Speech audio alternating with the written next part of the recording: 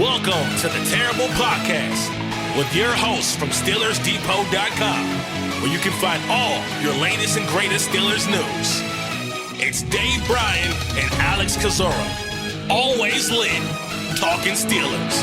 And now, here's Dave and Alex.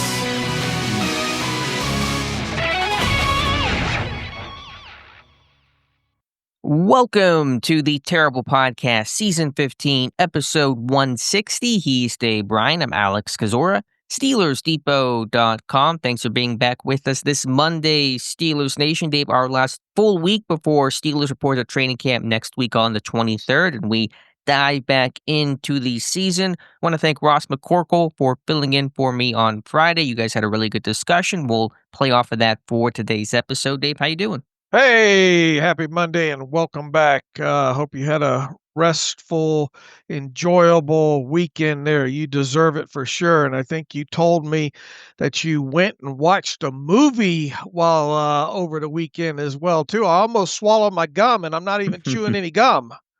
I'm a wild child when I'm away, Dave. I saw the new Superman movie. I'm not a big superhero genre person to begin with, not a movie person, as you guys know, but it was a solid movie. So I am not Roger and Ebert, but I'll give it 2 thumbs up. All right.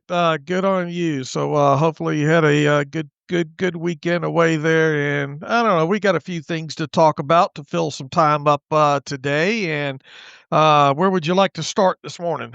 Yeah, there's no real pressing news unless I missed something. I know Jonnu Smith. So recap me on the Jonnu Smith situation. He's 81, Rock Taylor 89. Am I correct on that? Yeah, Jonnu Smith is 80. What do we say? 81, and Rock Taylor moved from 81 to 89, and you obviously already knew the Jalen Ramsey number there. So I think that's the fallout from the jersey number situation as we sit here right now.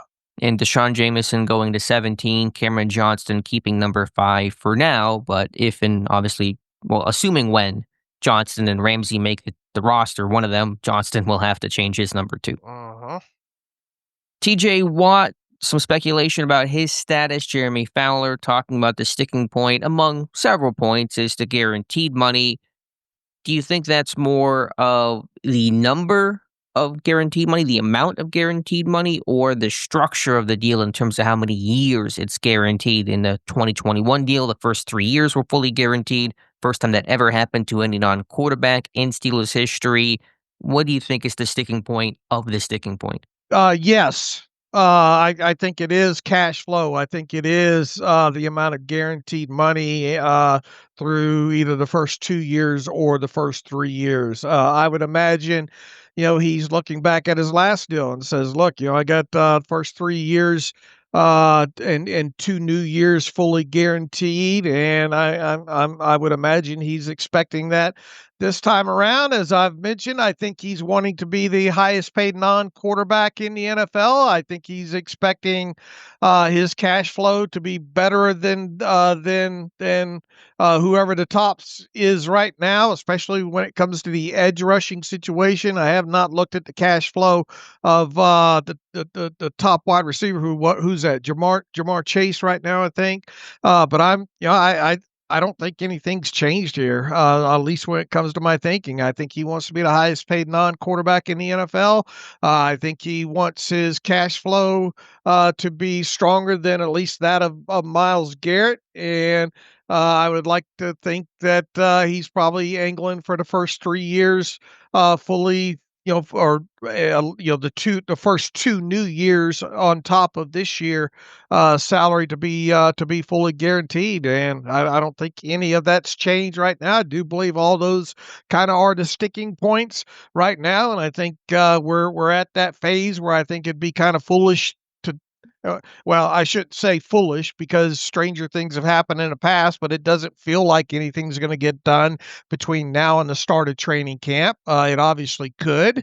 But if it doesn't, then obviously all eyes will be on whether or not he shows up at the start of training camp in Latrobe. And, and I think there's some beat writers out there kind of wondering if he will quote unquote officially hold out? And if so, what kind of distraction that might be? But then you circle back to the things that we talked about with the Steelers in the past, and they have a history of not negotiating with players that aren't in training camp. So it would be kind of a push me, pull you, if you will, situation. If he does ultimately hold out, my gut my gut tells me he knows better at this point to do that. That nothing will get done, but maybe it'll just be a first week. Make my announce my non-presence with authority, if you will, and then maybe show up and then do nothing on the side until they get this thing done. So I think where we sit right now, the biggest line in the sand is obviously reporting day. Will T.J. Watt show up? And if he doesn't, what is the Steelers' response to that? And no one obviously knows the answer. I think you have to at least keep the door open of him missing the start of training camp, as in not reporting, given that he missed mandatory mini camp. And you just have to say it's on the table, and we'll see. He easily could show up and hold in and go through the same motions or lack of motions as 2021, which is some on the side work, a little bit of early individual work with teammates, but not formally practicing, doing nothing in teamwork, no pads at any point, and didn't prevent him from having a great season, tying the NFL single season sack record that year. Do you think Pittsburgh would be comfortable or willing to go 3 years fully guaranteed, mimicking the 2021 structure? Or do you think because Watt is now in his 30s, there's more hesitation to do so? I mean, I that's the million or multi-million or $40 million question, or even more than that, right? When you look at the cash flow through the first 3 years, it's extremely hard to answer. I mean, I do imagine that if they were fully on board of doing the first 3 years and letting them, comfortable with him being the highest paid non-quarterback in the NFL, that this would already be done at this point. So I would imagine that the pushback on their end is do we want to do two or do we want to do three again? So it's hard to say whether or not they will ultimately be willing to do that or not. To me, it feels like unless there's some give on the TJ Watt side, that they're going to be, that's kind of the corner that they're going to be pushed into leading up to, closer to the start of the regular season. But it's impossible for me to say that, that this will ultimately be 3 or 2 years or not fully guaranteed.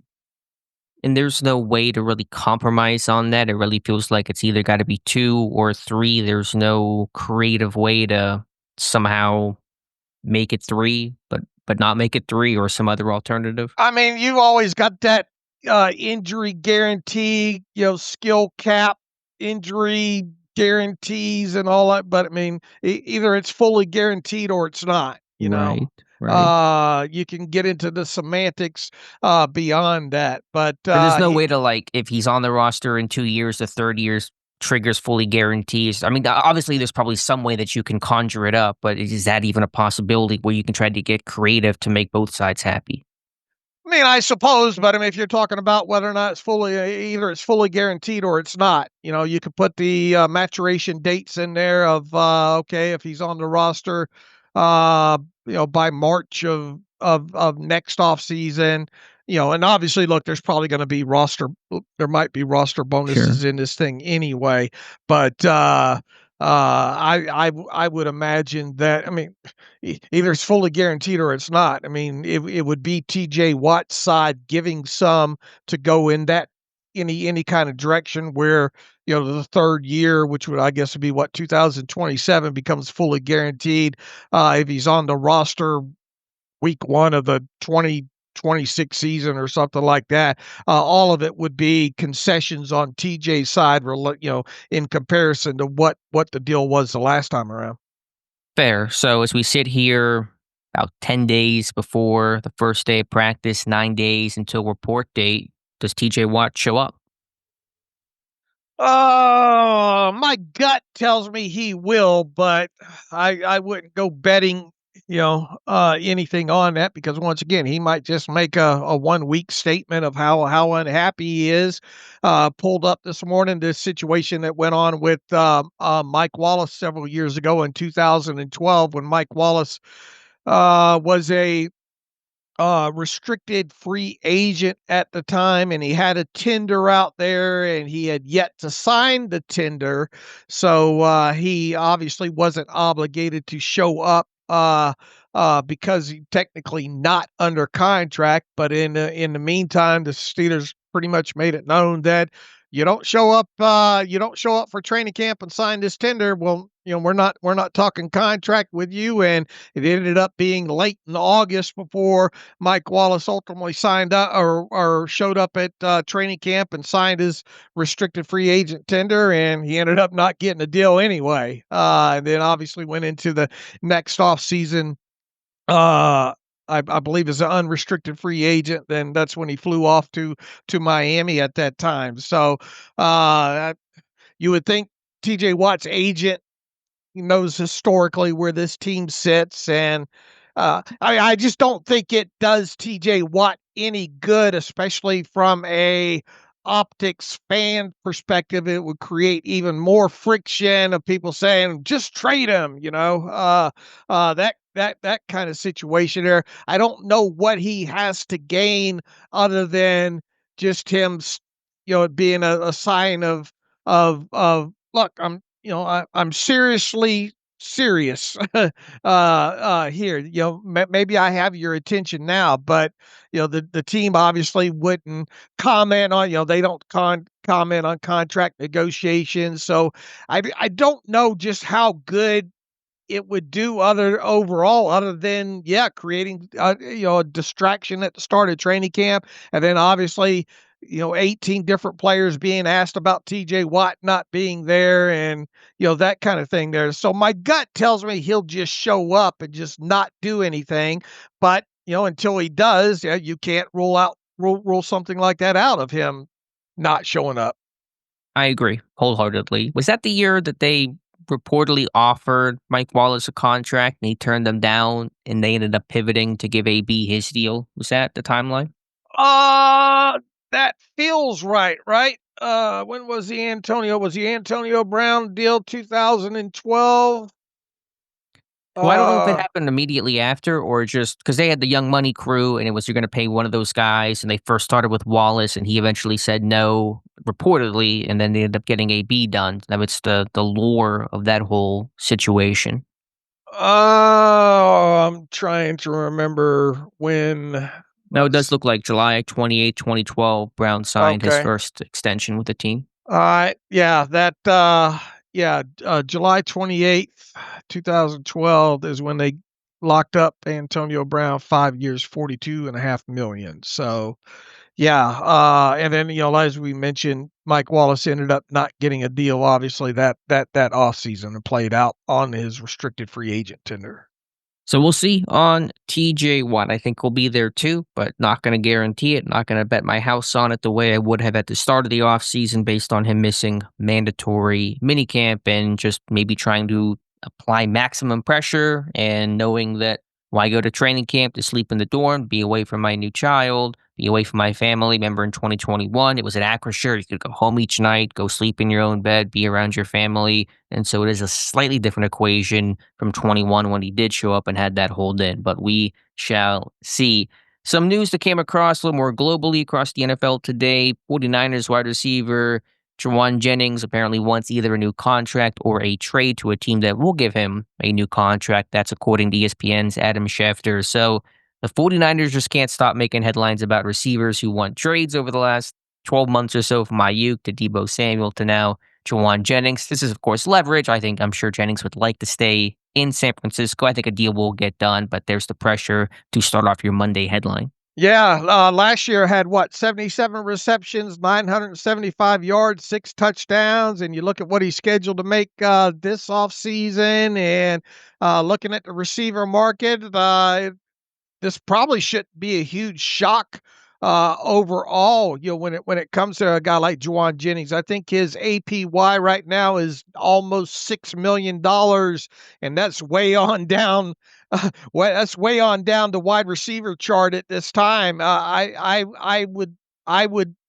dare to speculate that he's probably wanting at least a new APY of what, 15 million or so, probably right around in there. At a minimum is what I tweeted out this morning, and maybe that's even a bit conservative. I mean, you got guys, obviously, several of them in the 30s and all like that. So if I'm him, I am trying to put this pressure on the 49ers at this point, especially coming off the season that he had. And it's a perfect time, I think, to kind of do it. Now, whether or not he's going to be successful, if indeed, he ended up getting traded, the 49ers would obviously have to allow another team to negotiate with him and try to work out a deal, because if another team just traded for him straight up, he's going to be in the same situation of looking for a contract with the new team. When it comes to, if you're looking at this from the Steelers specifically, I get it. Alex and I have talked, I think a year ago and even a little bit before that, about Jawan Jennings and liking him as a player, liking him as a potential fit for the Steelers.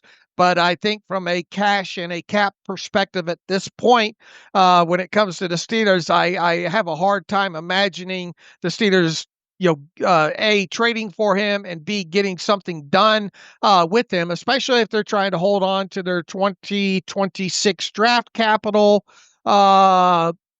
It doesn't make a lot of sense. Now, obviously, if you're listening to this and you're a firm believer that the Steelers still might trade T.J. Watt, well, then, I think, obviously you could make something work from that aspect if T.J. Watt was part of that deal, and then you had to work out a new contract with Jawan Jennings. But anything other than Watt being part of a trade for Jawan Jennings and then getting a new deal done with him, I don't see this as a potential reality when it comes to the Steelers at this point, especially on the heels of them trading for DK Metcalf and going out and adding Robert Woods and Johnny Smith as a paid yeah, playmaking pass catcher. yeah. I just you'd really have to sell me hard to even twist my arm to get in the area where I think this was remotely possible. And then once again, I don't think TJ Watt's going to be on the move. I've said that numerous times. I think ultimately we'll see how the start of training camp goes with TJ Watt. I still, in my heart and heart of hearts and guts of guts, think that they get this worked out with TJ Watt by week 1 of the regular season. It just might be a little bit messy up until then. But if you're waking up this morning thinking that the Steelers might land Jawan Jennings, would get your hopes up. Big fan of Jawan Jennings ever since watching him at the Senior Bowl, one of the last ones I attended over the last couple of years. Strong scheme fit. Pittsburgh should call, check in, due diligence, all that kind of stuff. But I think Jennings will stay. We saw Ayuk obviously push for a new deal / trade request. He stayed. Deebo Samuel, the first time he wanted a new contract, he stayed. Eventually was traded. I imagine the same, though, will happen with Jennings, where he makes us think about it and then gets a new contract. That's just how the leverage game goes. The Niners don't have a ton of depth behind. If they were to trade Jennings, with Ayuk coming off the injury, with Deebo already trading, and to trade 2 of your receivers in a year where you're coming off a poor season, want to rebound, have a really strong season for a Niners team with high expectations. So I like Jawan Jennings. He just can't get everybody, but I think he will remain a 49er. Yeah, I agree. Let's talk about one other topic, a little more NFL, broader based. And this, fortunately, does not impact Pittsburgh this year. We were talking about it a lot otherwise, Dave, and really makes a DK Metcalf trade just look that much better. You talked about before the podcast, Dave, that there's only 2 second-round picks have signed so far, with training camp right around the corner. In the case of the Chargers, the rookies were already reporting. And so what's happening there is this guaranteed sticking point to kind of play off the TJ Watt conversation, where you're seeing fully guaranteed contracts for early second-round picks, and that's pretty new age, and that's throwing a wrench into getting the other deals done. And so you have this holdup of these top of the second-round draft picks trying to, get what the other second-round picks have gotten in fully guaranteed contracts. And teams trying to push back and the dance that follows. And so if you're the 20th pick of the second round, you're waiting for the deals in front of you to get done to know exactly what your guarantee should be, at least what portion that could be if it's not fully guaranteed. So not impacting Pittsburgh now, but this could be a longstanding issue for, say, next year's draft. Yeah, and we roll back to last year, and we talked about this at the time, how these agents are constantly trying to move the line in the sand down when it comes to guarantees, not only full guarantees potentially maybe for second round guys, but moving the bar in some of these third year guarantees of these rookie contracts as well too. You know, the old South Park episode of Blame Canada. Well, this one right now, I think you can say blame Houston. They gave Higgins, their rookie wide receiver. He's one of two of the second rounders under contract, and they gave him a fully guaranteed 4-year rookie contract. And everybody below that now in the second round's like, hey, hold up, wait. Especially these agents here, not only because these guys later in the second round are thinking that they're going to get fully guaranteed deals, like Higgins did, but you get into that third year money. How much can we get 100% of our third year money? And remember, a year ago we were talking about Zach Frazier, and I even predicted that he was going to probably be the last of the draft class last year to sign his when it comes to the Steelers, to sign his rookie deal, and that ended up being the case. And there was a lot of push and pull when it came to the percent of, I believe, his third year guarantee money. And when the dust finally settled with him, he had 54% of his year 3 money guaranteed on top of the first 2 years. And I think when you broke that down specifically, it ended up being 66.8% of his entire rookie deal. So it's not so much about fully guaranteed of the Hall of 4 full years, but who's going to set the minimum at the bottom of this, second round of all these guys unsigned. Somebody's got to be the first one to cross the picket line, if you but no will. one wants to go first. Right. And these agents don't want to be known as that agent that's, maybe left some money on the table there when it comes to future clients as well, too. So at some point, something's going to have to give within the middle of all this to kind of break this log jam up. Within this. Now, interesting enough, Judkins, the rookie running back for the Browns, obviously arrested over the weekend, has domestic violence charge sitting over him. He's one of these guys that is not signed right now, so his leverage isn't very, very good right now. Makes you kind of wonder if he's going to say, I give up. I got to get in here and get my deal signed here. And you do kind of wonder if he might be the one that kind of at least breaks a little bit of this log jam up here. But fortunate for the Steelers, they obviously traded away their second round pick for DK Metcalf. They did not have a second round pick this year. Had they had one at this point, they'd be right in the middle of this mess as well too, and more than likely that player would be potential unsigned at the start of training camp as well too. So these agents, once again, they're always trying to push the bar down. Houston gave 4 full years to Higgins, and that's what's got all this up in arms. And this is going to play out a lot longer because that's a lot of guys to get signed at this point. There's a lot of negotiations to do, especially when it comes to third year money with these guys, and that being fully guaranteed as well too. So this is really going to be interesting to watch play out from a time standpoint because I think there's going to be more training camps open up around the NFL in the next couple of weeks here, where these guys, there's going to be several of these guys that remain unsigned, these second rounders. And Judkins, who may very well be having a court appearance as we're recording this, is at the front of the line. It's 33rd pick assigned in Schlesinger in Cleveland, 34th overall in Higgins. And then you have Eman Worry in Seattle, who we talked about, the safety from South Carolina. Then Judkins is at 36. And so usually it's a domino effect where some of these top guys go, pick number 37 wants to see what 36 gets and base the contract off of that. And the arrest is certainly going to complicate things over there in Cleveland, which will complicate things for the rest of the second round guys. And where is the Saints quarterback in this? Number 40, Tyler Shuck. Right. So, and you got to think that Fully guaranteed on that. They're going to be working hard for that. They're going to be and how many picks away is that from Higgins? What was Higgins? 6. Higgins was 34. I mean, that's and if I'm a agent for any of those guys in between, I really want to wait to see what Tyler Shuck gets. Being a quarterback, being a guy that's supposed to have a legitimate shot at being the starter this year. That buffs this up quite a bit as well too. So I know from a Steeler fan perspective, guys, get on with it. We don't like talking about it, but I mean, this is interesting to watch, and obviously the fallout from this into next year's draft and second rounders will play how this plays out this year will play a part in that as well.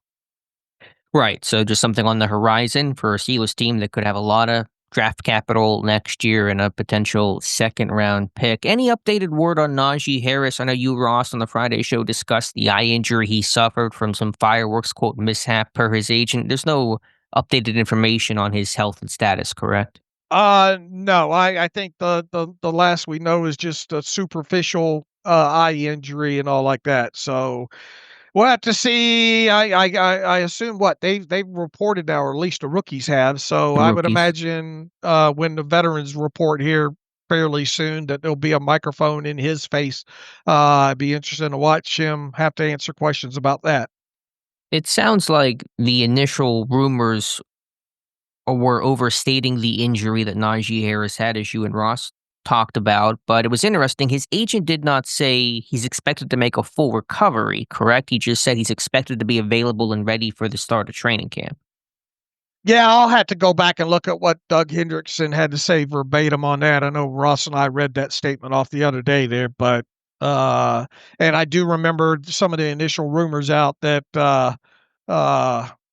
it made it seem like it was very serious at first. So I don't know. We'll have to see. I don't think anything more has been reported than what was out there at the end of last week.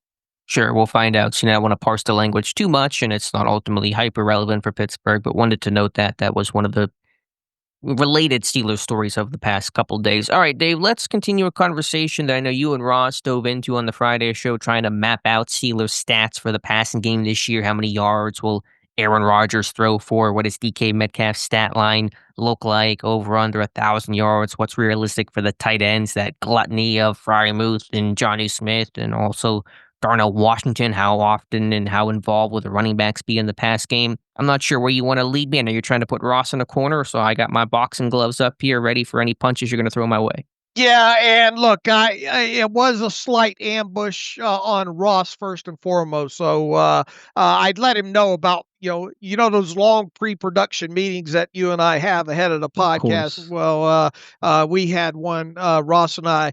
In reality, I just gave him a quick heads up that we're going to do some stat predictions on some wide. I framed it first at wide receivers, and I think he misunderstood me, just pass catchers overall. So it kind of got off to a rocky start that way. And it was obviously slanted and a bit unfair to him overall. But my whole idea to do that was just to get a rough outline and a starting point in how eye-opening an exercise like that would be, especially knowing that the Steelers now have two, kind of relevant pass catching tight ends, and Pat Freiermuth and Jonnu Smith, obviously being new. We know, or at least we think we know, how much 12 and 13 personnel and at times 14 personnel this team will use on offense, how the running backs are more than likely going to play a little bit into this passing game, how really top to bottom the Steelers wide receiver group, at least whatever 5 you want to map out as being at least the top 5, if indeed they keep 5, and even if they kept a 6, you'd have to think that 6 wide receivers not going to play heavily into pass reception in 2025. But I think overall it's just eye-opening to do an exercise like this, especially when it comes to the top of the wide receivers and DK Metcalf. You know, a lot of people I think would probably think that, oh, DK Metcalf, yeah, 90 receptions, 1,100 yards, something rough to what I think Ross initially threw out there, and then you start, putting these individual players and their productions together the way Ross did, and you get down to the tight ends and say, hey, wait a minute, we've got a lot of, we think these two guys combined are going to have this or a minimum of this when it comes to receptions. Maybe we need to back this out some. So first and foremost, we left the show the other day with giving Ross a full few days to do another projection, and he has gotten back to me on this. So let me read off some of these to you. He has adjusted Aaron Rodgers now to 352 completions for 3,999 passing yards and 30 touchdowns overall. So I think he based on kind of way he thinks things will go, he thought he had to up those passing yards a little bit and up those touchdowns as well too. You sitting there listening to this and me looking at this, I would, if you told me I could have those stats right now. Now, obviously, we didn't look at interceptions and all like that. But if I told you that Aaron Rodgers would be right at 4,000 passing yards and 30 touchdowns on the 2025 season, you would sign up for that right now, wouldn't you? I likely would. The only pushback I would have offered on the Friday show, I know you talked about you would love what tickled pink if Rodgers hits 4,000 yards. The context matters, though. Does that mean Pittsburgh's playing from behind and they're playing catch up and they're throwing because of that? I mean, Aaron Rodgers threw for 3,900 yards last year, and as you told a Jets fan he'll throw for almost 4,000 yards, you sit there and say, great, Aaron Rodgers is slinging the ball around the yard. Well, they threw the ball a ton because they were playing from behind, and they won 5 games. And so the context of why those yards exist matters a lot. And if you're throwing for 30 touchdowns, it probably means you're not playing from behind a ton. You're putting the ball in the end zone. Those are numbers Pittsburgh has not seen since the really Killer B era. So I probably still would overall sign up for that stat line, but the yards can be deceiving. Sure, the how, yeah, for sure. But look, I mean, the way that everybody's expecting this defense to be, you would. Do you think they'll be playing from behind a lot where they'd have to throw like this? Ideally, no. Ideally, it's still going to be run first outfit. I've touted the stat that in every single year Arthur Smith has been an OC or head coach except for one, his team has finished top 5 in rushing attempts. Pittsburgh was 4th last year. Now, you may see a decrease there by some increase naturally in the pass game, trusting Aaron Rodgers. The lack of a mobile quarterback he had at Justin Fields will reduce rushing attempts, but it's going to still be a run first team. That is how Pittsburgh is planning to build to win, which will bring down pass attempts and all the numbers to come with that. All right, so how likely is it for Aaron Rodgers to hit 4,000 yards? I would say does it feel unlikely. I would say unlikely for that to occur. All right, and even what do you think about the 30 touchdowns, passing touchdowns for him? How realistic is that? Also feels on the high end of things, just based on, again, this being a run-heavy team that wants to pound the ball, especially down near the goal line. So, is it impossible? No, but they threw 21 a year ago. My rough projection, because I was thinking, and I'm sure you'll ask me at some point to offer a rough projection. I'm not going to get into completions and attempts. I'll do a full stat projection right before the season starts. I do that every year where all the numbers match 100%. But I'll guesstimate, I'll rough estimate 3,500 passing yards and 25 touchdowns for Rodgers is what I'll give you, Dave. Okay. Now his adjusted wide receivers. Now he's got DK Metcalf leading the group at 70 receptions for 950 and 8 touchdowns. Does that feel rich in any one of those categories? The touchdowns might be a little bit high because Arthur Smith loves to spread the ball around. If you look at the distribution over his tenures, usually you don't see one guy with a lot of touchdowns. It's a lot of guys with 4 and 5 rather than 1 or 2 with 8 to 10. I don't know exactly what A.J. Brown had. That may be an exception. I know that's the role that Metcalf is going to be asked to play. Brown had 11 in 2020 in Tennessee, and so it's not impossible, but 8 might feel like the max for Metcalf, and that may alarm some people, but I just know based on how this system works, Arthur Smith's a philosophical thing is to spread the ball around, especially in the red zone, which has its detriments, but generally it means more of an even distribution of scores rather than concentrated on one or two guys. What do you think about the receptions 70 and receiving yards 950? That seems fair. I think we'll be around 1,000 is the number I'm giving in my rough back of the napkin math here when I'm mapping out my numbers is to just give Metcalf 1,000 and he'll be around there. All right, how many do you have? Do you have a rough line for him? Not in receptions. I'm just working on yards for right now. If you gave me receptions, I think 70. He's not traditionally a huge volume guy in terms of catching the AB 120, 130, that true X receiver. It's a little bit more downfield where the target share.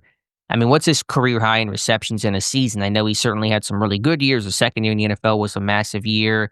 I mean, he's never caught more than 90 in a season, and he caught 83 in 2020, 75 in 2021. He had 66 last year, granted missing 2 games.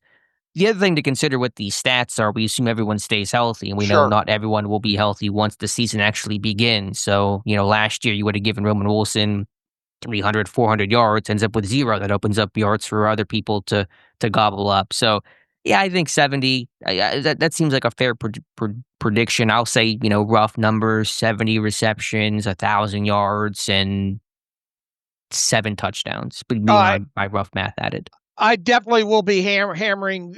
I would hammer anything under 1,000 yards, and quite honestly, I think probably 895.5 might be a good over under to play with there. I'm not convinced he'll get up that high as far as receiving yards. Any reason why you're Overall. not convinced? He's I been at just 900 every single year of his career. Yeah, just because we expect this team to run, and not play from behind as much as Aaron Rodgers did, and if you don't think Aaron Rodgers is going to hit say 3,500 passing yards, you start doing this exercise backwards here, and you do kind of wonder and if you do believe that the tight ends are going to have fairly productive years, where's the gap at here? Somebody's got to have to suffer here. But is it Metcalf that's going to quote unquote suffer as your number one receiver you paid $150 million to? I think it potentially could, especially when it comes to at least talking about 1,000-yard season. I mean, if you're talking 950 versus 1,000 versus 1050, we're all singing the same song, I think. But I think it's a reasonable I do prediction. wonder if he'll hit 900 yards. Let me put it to you that way. Really, he's Yeah. never been under 900 yards in a single I know. season. Yeah, he never played for the Steelers before either. True. I don't know. That would be, I know you talked about what's disappointment, and obviously, again, context matters. How are you performing in big moments? Where do your big plays come from? What does any number of season production look like? But I think anything under 900 would be a disappointment, at least for his overall usage in the offense, assuming he plays, 15 plus games. All right, Calvin Austin III. Next, Ross has him down for 42 for 610 and 4 touchdowns. How does that feel? That also seems reasonable. I mean, he was at 36, 548, and 4 touchdowns last year. So similar production, a slight increase of what Ross has. You would think with a number 2 spot more open, you would get bigger numbers for Austin. But I do think that number sounds pretty reasonable that Ross is projecting out. I agree there. That's a tough one, I think, to play over under on that. So I think he's probably going to be, assuming Austin stays healthy and nobody else is brought in. That feels relatively on point there. Roman Wilson, 20 catches for 300 yards and 2 touchdowns. That would disappoint a lot of Steeler fans, I think.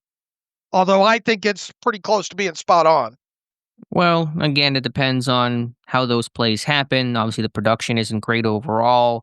It's 15 yards per catch, which feels a little bit on the high end for me. I know he's got some speed and can make some plays, but I think he might work a little more underneath than that 15 yards per reception might suggest. But overall, I think that's a reasonable. I'm nitpicking here. That's a reasonable expectation. All right, Bobby Trees, a.k.a. Robert Woods, 15 for 159 yards, 0 touchdowns. Also would say that's reasonable. He'll be an Allen Robinson, Van Jefferson role underneath, grunt work, move the sticks occasionally. You never know when a big play could pop off, but that seems fair. All right, Ben Skowronek. Right now, do you have Ben Skowronek as a top 5 wide receiver or no? Yes. I do as On the well team, too. to be clear. Right, on the team. Yeah. And mainly due to his special teams ability, right? Right, and there's also some big package 13 personnel work he could see. He saw it last year. All right, Ross has him down for 6 catches, 55 yards, no touchdowns. Seems reasonable to me. All right, if this team were to keep, Ross only has 5 wide receivers listed here. Do you see this team carrying 6? Could they carry 6? And if they did carry 6, who potentially, at least where we sit right now, would be the 6th? Not considering outside additions like a Gabe Davis or any other external acquisition, someone will have to earn it. Obviously, there's nobody who's inside the bubble of the receivers that we have not named already of that 5, but it would be a Rock Taylor, a Keyshawn Williams, Lance McCutcheon. I do kind of like the names we've talked about before. All right, Scotty Miller. You think Scotty Miller Sure. has a prayer within that? Sure, there's always a chance, but is he going to dress? Unlikely. But there's 1, 2, and versatility and the right attitude. So wouldn't be the most shocking thing if he made the roster as your 6th receiver and your 52nd, 53rd player on your roster. All right, and anybody, if they were to keep 6, it wouldn't be much of a stat line to go along with it, right? Right. So what is the total number of yards he has for the receivers not named Metcalf? How many yards is that? Because that's what I was trying to figure out in my rough math of how many yards to give the other receivers. I put it in buckets of Metcalf's yards, the tight end's yards, the running back's yards, and the other receivers not named Metcalf, the yardage to try to get to my 3,500. All right, well, here's the total of his 5 wide receivers: 153 receptions, 2,074 yards, and 14 touchdowns. So Metcalf would be, 47% of that roughly in receiving yards. He's got 950 yards for Metcalf, and he has the wide receivers totaling 2,074 yards. What's the percentage there of not 950 of 2074? Oh, we're doing math here when I come back, Dave. I wasn't told this. 46% rounding All up. right. All right. So he has about 1,100 yards for the other receivers. My rough math was Metcalf at 1,000, the others combined for 900. So fairly close overall. And again, injuries can obviously impact these things. All right. He has almost half of Aaron Rodgers' 30 touchdowns going to wide receivers, 14 in total. Yeah, I mean, touchdowns can be a funny thing in terms of how they end up happening, and the tight ends are going to get involved, and I'll talk about them in a second, but that seems fine. I still think 30 is a little bit high, but to each their own. All right.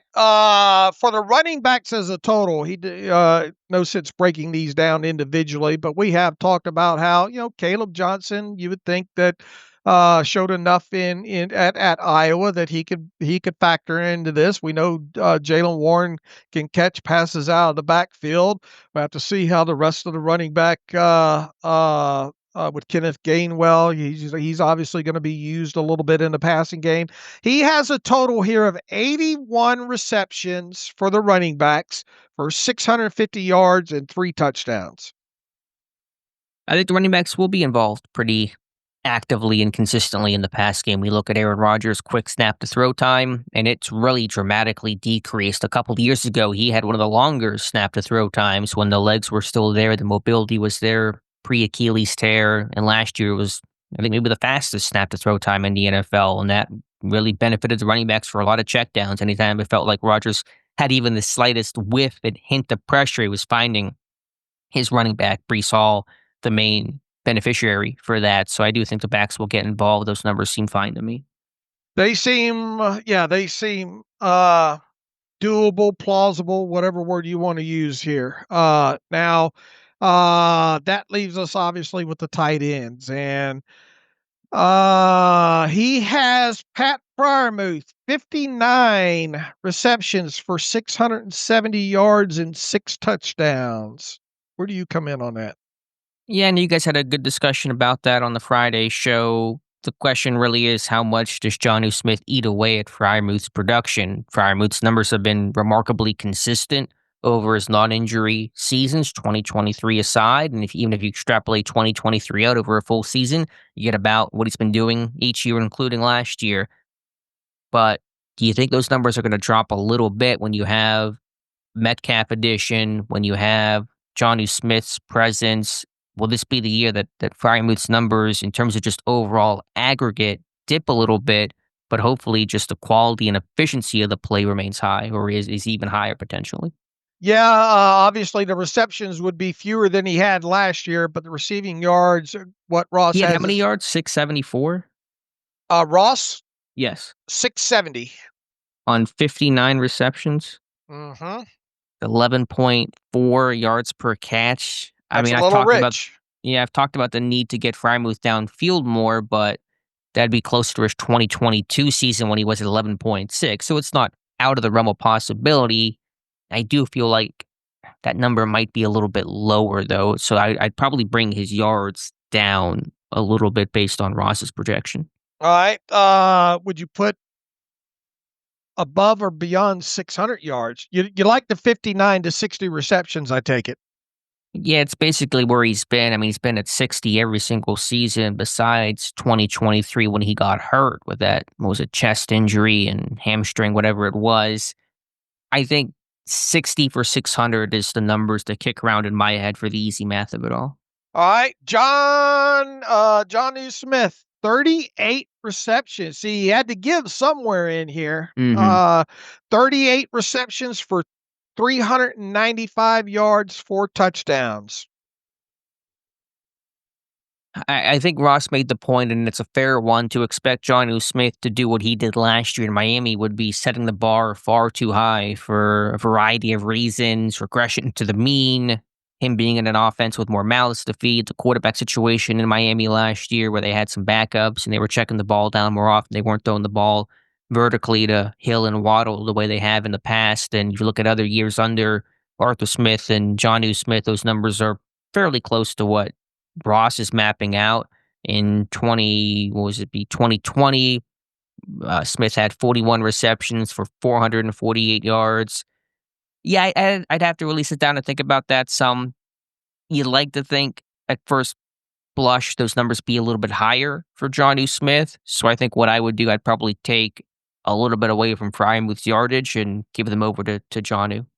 All right. What do you think about the catches, though? I mean, how? 38. Yeah, 38 divided by, assuming he plays 17, that's what? A little more than 2 a game? 2.2 per game. Certainly feels low, but you also understand injuries will impact things overall, and the quality of the receptions matter, and depending on game plans. I mean, Freiermuth average, well, that's probably a bad comparison, but yeah, I'd like to think he gets into the 40 range at the very least. All right. The final tight end listed, Darnell Washington, 21 receptions for 210 yards. So right at 10 yards per reception on 21 catches and 3 touchdowns. Seems reasonable overall. 3 touchdowns. I don't want to get nitpick, but maybe feels a little bit high. I think in those down low situations, he'll be a primary blocker. I know they can throw some goal line fades to him. It's how he caught his touchdown against Denver last year. But again, I just think 30 touchdowns for the season. I'd love it to be true, but probably a little high overall. All right, for the total of the tight ends here, the 3, he's got 118 receptions for 1,275 yards and 13 touchdowns. Yeah, again, I think that's all reasonable. I think the exercise is just to really give a rough gauge because, once the season starts and guys miss time, even a week or 2 can change things. The overall rough math I was giving, and this is just me doing this on the fly right before the podcast, 3,500-yard projection for Rodgers. Metcalf catches 1,000. The other receivers catch 900 combined. The tight ends combined 1,100. The backs 500. That's my quick and dirty math to get to 3,500. All right. I asked him this. What is your main takeaway from this kind of rough exercise, if any? Yeah, there's not much. It's just it's more to humor us than it is to really probably outline any real expectations. But just to say, there's a lot of mouths to feed, and for an offense that probably won't throw for 4,500 yards or anything like that, someone's not going to have great numbers on paper, but the numbers on paper can mean one thing. The quality of play, the efficiency of play, the effectiveness of play all mean more. So the numbers, if you're a fantasy football head, that's all that really matters. But in our world, it can mean a different thing. What do you think the biggest pushback from the listeners would be from this even this redone Ross projection list? Probably that Jonnu Smith's numbers are too low. Okay.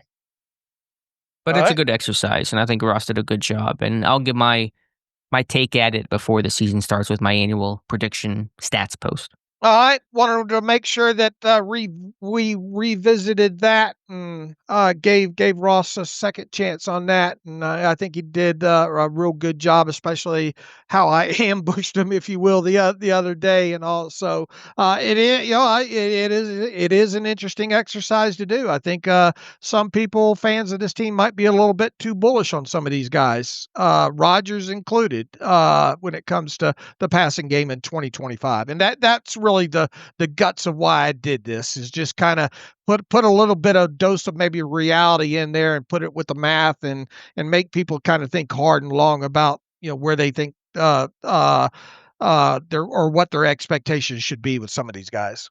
Sure, fair enough, and I agree overall. All right, Dave, shall we dance a little 90 and 30 All edition right, once again? sure.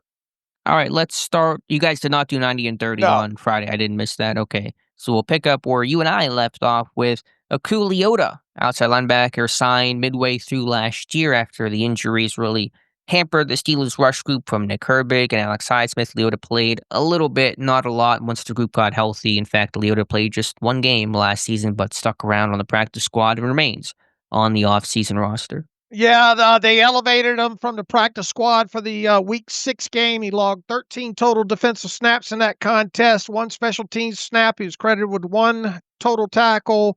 After ending the 2024 season on the Steelers practice squad, they quickly re-signed him to a reserve future contract for his NFL career to date.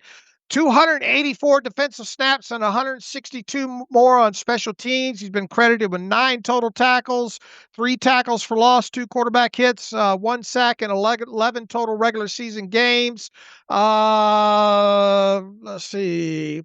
Considered an outside linebacker, obviously, when it comes to the Steelers. He did well to stick to the practice squad most of the 2024 season, and the fact that he was elevated from that unit for one game last season shows that the team at least likes him to some degree.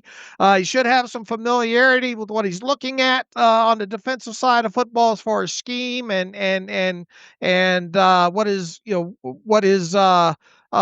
where he's supposed to be on the field and everything that goes along with that. So he should be able to play even faster. But even so, the Steelers loaded at outside linebacker, it feels like, on this depth chart that now and obviously includes Jack Sawyer.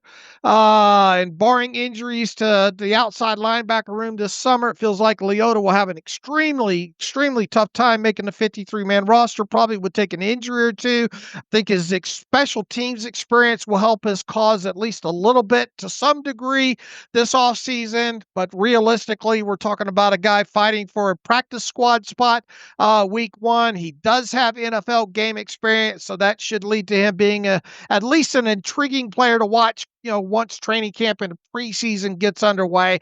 But it's hard to carve out any realistic scenario for Leota to make the 53-man roster. I think we're looking at a solid practice squad candidate, though. Yeah, I think you said it well. I mean, the 4 outside linebackers are pretty much set. I know you and Ross discussed Jeremiah Moon from my overlook list, and even Moon's path is really tough. But if you had to put a number 5, it would be Moon, not Leota. And so that really puts you in practice squad territory. All right, next on the list, a couple of defensive linemen, so we can kind of talk about these guys together, I guess. Isaiah Loudermilk and Dean Lowry, both of these guys obviously part of the 2024 Steelers. Lowry still under contract, the final year of his 2-year, $5 million contract that he signed last April. Loudermilk obviously was an unrestricted free agent for a short time this past offseason. Originally a fifth round draft pick of the team. The team has thought enough of him to keep him on the 53-man roster throughout all this.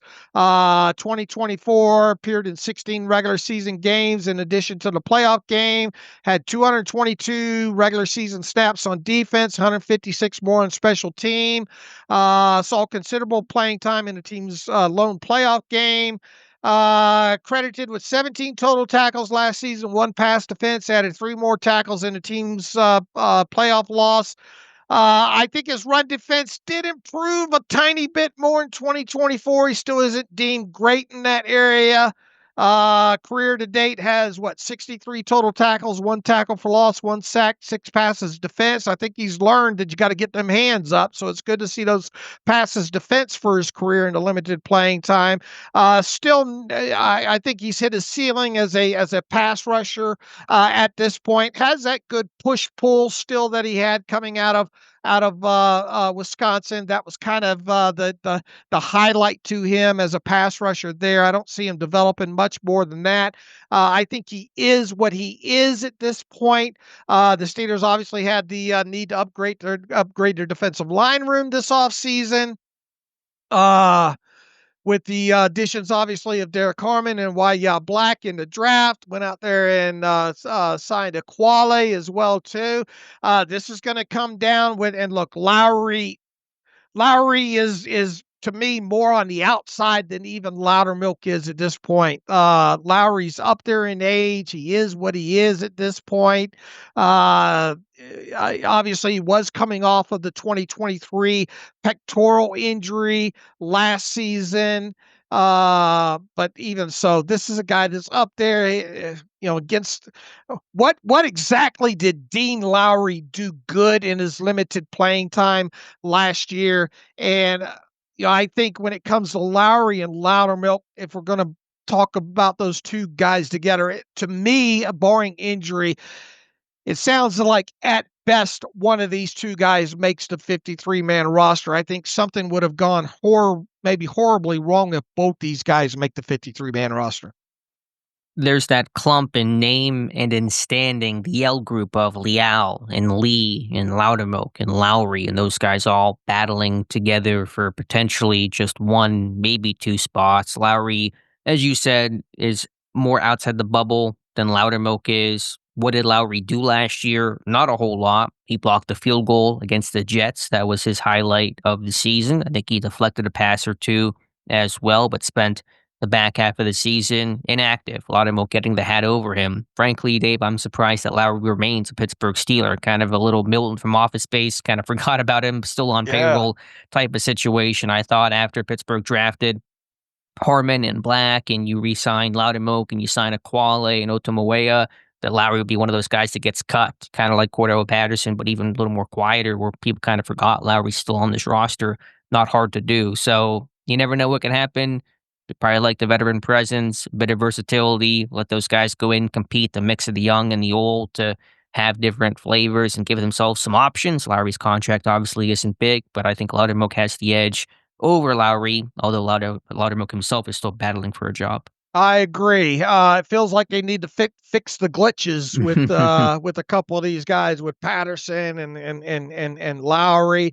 But as we sit here right now, I agree with you. I would have Loudermilk more likely to make the 53-man roster than Lowry, and if Lowry it doesn't survive that final cut, you can have X amount. What is it, 3 or 4 Four vets on the practice squad? Is it even worth going down that path with him? Probably not. You'll see what happens, but probably not. But I think Pittsburgh is keeping all these guys and adding all these guys for competition. Rising tide lifts all boats. Never know what happens injury-wise. You got some young guys there you don't have eyes on, some new guys you don't have eyes on. So bring the whole group, let them battle it out, and make those decisions in late August. All right. Okay. We knocked out the first 3 there. Who's the next group of 3 on the 90 and 30? It's Ryan McCollum, Mason McCormick, and Cameron McCutcheon. So we'll start with Ryan McCollum, expected to be the backup center to Zach Frazier, and really good season for McCollum last year from a practice squad lifer in Pittsburgh. Felt like that might be all he would be, but after their Nate Herbig's season-ending injury, McCollum moved up and filled in for Frazier in 2 games last season and held his own. I mean, right now, this is your backup center. No two ways around it. I mean, who else, legitimately can push this guy? I mean, who else has really NFL regular season center snaps on this team? At this point. So, barring something changing there, and you bringing in somebody else from the outside. No, maybe the closer you get to the start of the season, maybe as some of these cuts go, maybe you find a better, an upgrade, a more veteran center option later this summer. But until that happens, this has to be your guy. Plays, obviously has a lot of, I wouldn't say a ton, but, enough NFL experience in game. You obviously got to see him last year, a couple of games that Frazier missed with that ankle injury. He is guard capable, if you will. I'm done seeing him as an inline tight end. I think you would agree with that as well, too. That one snap as an inline tight end last year did not go well at all. What was that, a third or fourth down carry by Fields or something like that? And that just did not go well at all.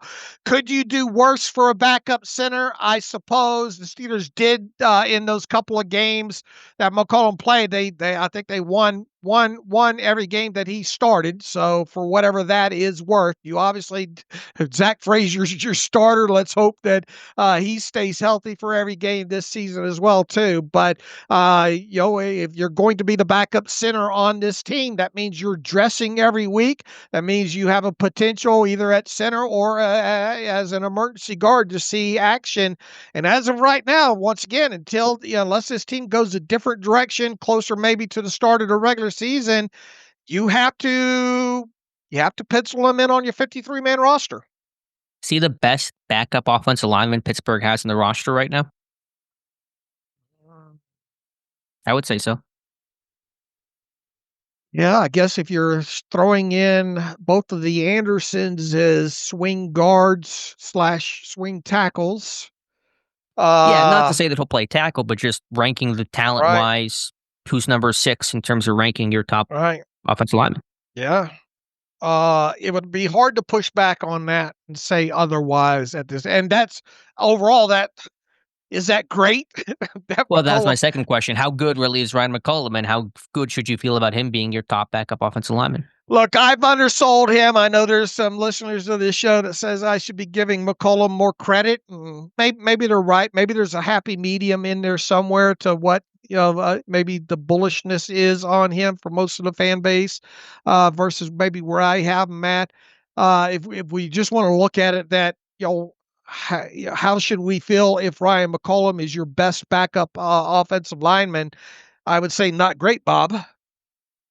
To me, it just speaks overall. And I'm not saying Pittsburgh needs to find a backup center. I'm content, maybe not comfortable, but content with McCollum being Frazier's backup. But this offensive line depth is really weak, Dave. And if Pittsburgh suffers the injuries they suffered a year ago on the offensive line, we are in for a tough season. If they suffer even a couple of the injuries they suffered a year ago, Pittsburgh is in big time trouble. Yeah, I mean, who's your first guard? Who's your first guard in the game right now? It's got to be Spencer Anderson, right?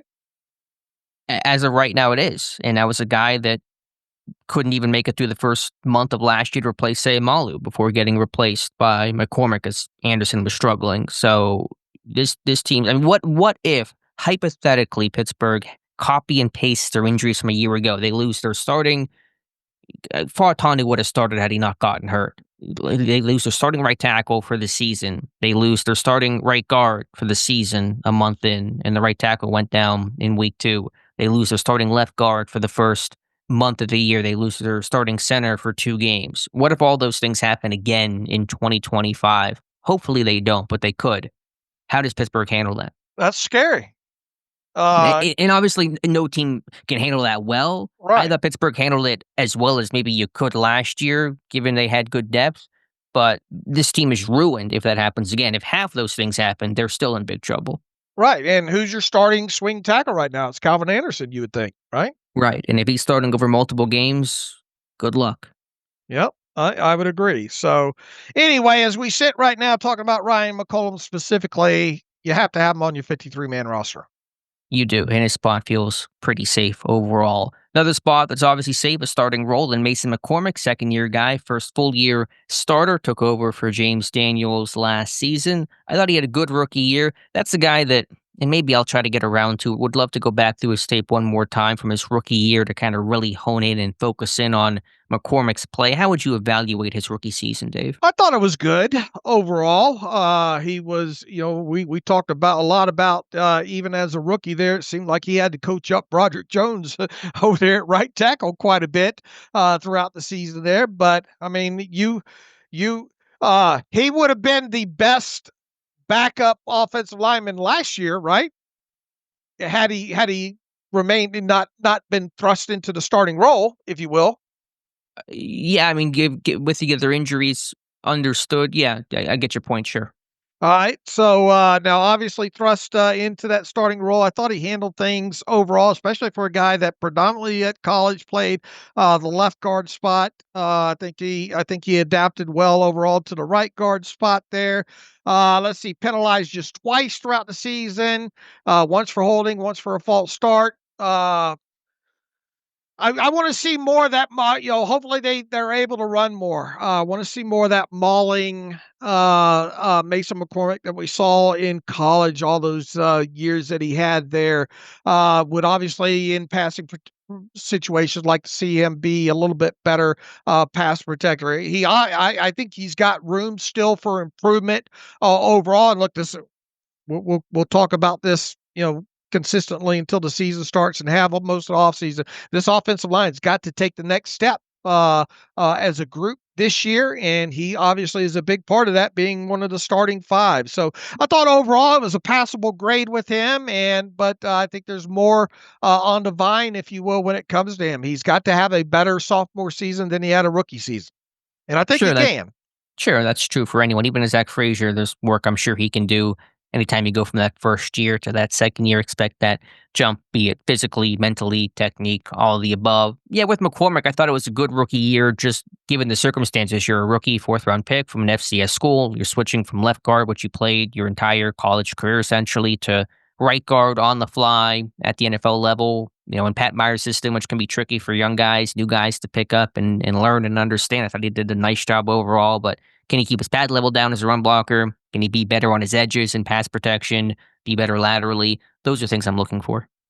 And then once again, I don't know how you feel about it, but he did not seem to mesh overly well with Broderick Jones throughout the season there. And Fautano obviously expected back, so you should have a new right side over there with McCormick and Fautano. I imagine they're gonna.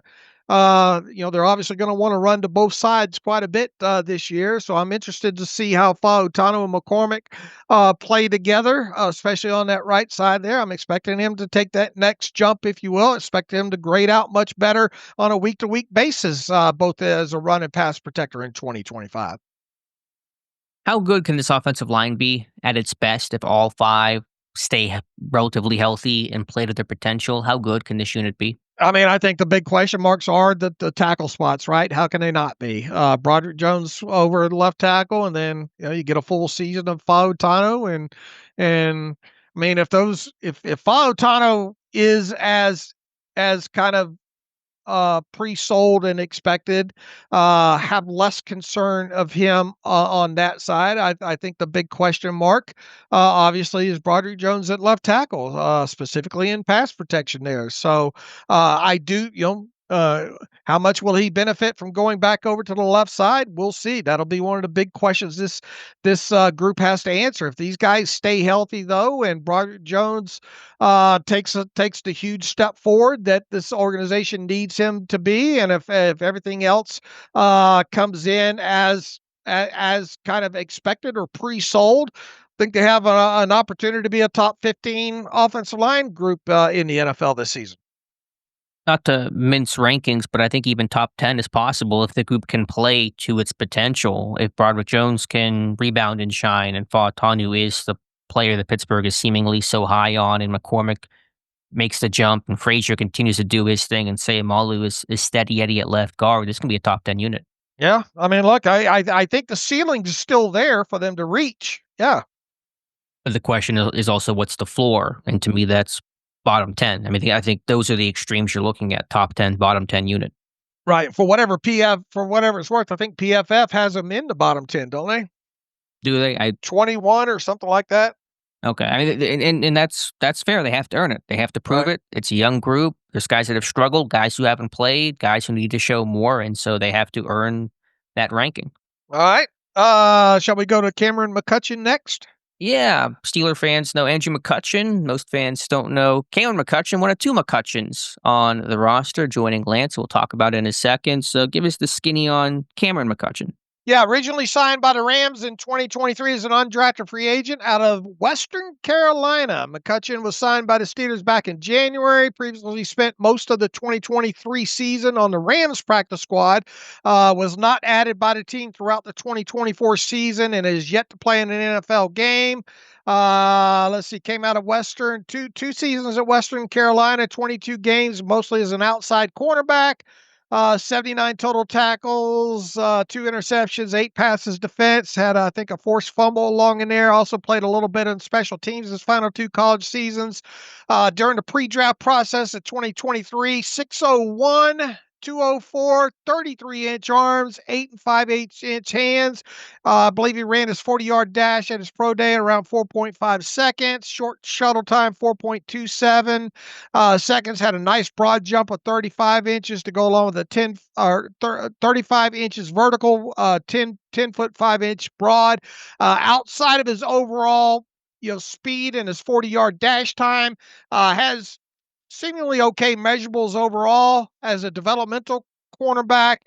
His RAS score as a free safety isn't too bad, but I don't think it's got much free safety experience overall. I think unless he was injured in 2024, it was a bit discouraging that he could not find himself on a spot of a team's practice squad last season. So why was that? The Steelers had previously brought him in for a tryout before signing him, so they had some level of interest in McCutcheon, at least for a little while.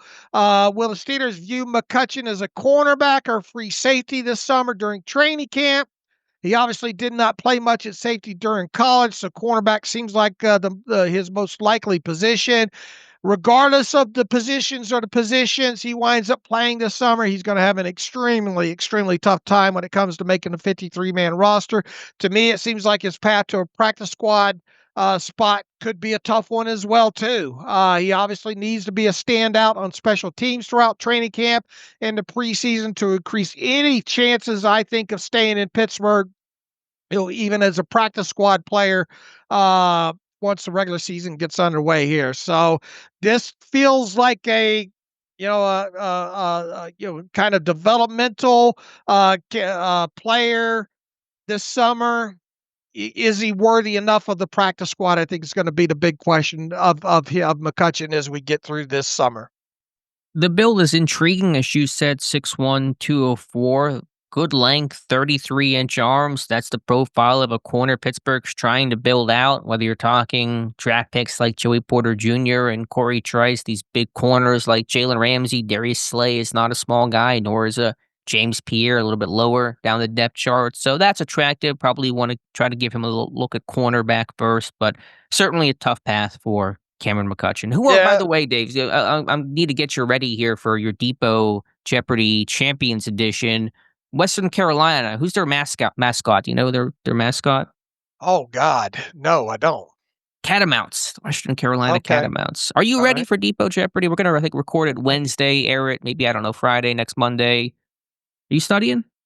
I'm studying, but I don't know if it's going to be good enough because I don't know. You've made it clear that you're going to make this extremely tough. So I don't think I am ready. I don't think I'll be. Sound a little nervous. Yeah. Well, they say if you're scared, say you're scared. I don't think I'm going to be ready enough. All right. We will find out. We'll find out. All right, Dave. Anything else on Cameron McCutcheon? No, I think that's got just going to be a tough son. You better stay healthy.